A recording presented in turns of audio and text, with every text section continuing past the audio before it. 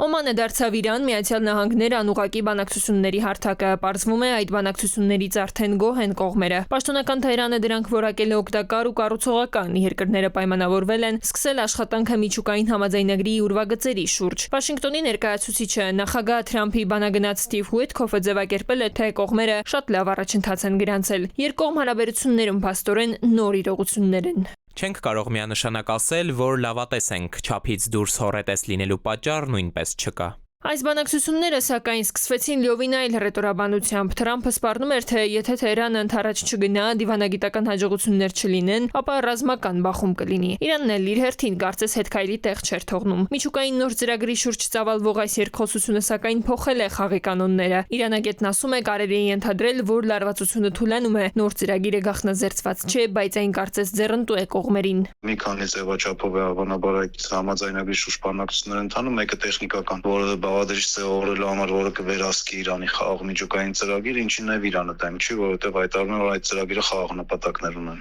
Եվ կարծես թե կողմերը գնում են վերջնական ինչ-որ ընդհանուր հայտարարի գալուն եւ ինչ-որ փաստաթուղթ ստորագրելուն, որովհետև կողմերի հայտարարություններում այլևս այն ռետորաբանություն չկար, որը կա նախկինում, չկա այլևս Իրանի վրա որևէ հարձակման մասին հայտարարություններ, եթե հաշվի չառնենք Իսրայելի խափանիչ գործողությունները։ Իսկ Իսրայելի այդ խափանիչ գործողությունները կլինեն զգալի ու ամեն կերպ Թել Ավիվը կփորձի խանգարել համաձայնագրի ստորագրմանը։ Ստեղծված պատկերը հակաիրանականության հիմքով առաջ գնացող Իսրայելի համար կստեղծի խնդիրներ թե դրսում, թե ներսում։ Այստեղ ուղարկվող փողերն ու ռազմական ռեսուրսները զգալի կնվազեն։ Նաթանյահուն բավական լուրջ խնդիրներ ունենալ։ Արդեն տարածաշրջանային նաև խաղի կանոնները փոխել։ Իրանը դուրս է եկել Սիրիայից, այնտեղ թողել Թուրքիային եւ թուրք-իսրայելական բախման են գնում դեպի Սիրիա։ Նաև Հեզբոլլահի զինաթափման մասին է խոսում, իրաքյան հատվածում իր պրոքսի ուժերի որոշակի զինաթափման մասին, այսինքն հստակ ազդակներ ցույցներից, որ գնում է տարածաշրջանային որոշակի խաղաղություն։ Իրանը խուսափելով Միացյալ Նահանգների հետ առճակատումից չեզոքացնում է տարածաշրջանային բախման հավանականությունը, նվազեցնում Իսրայելի ռազմատենչ դերը։ Փորձագետը նոր վերադասավորումներ է կանխատեսում։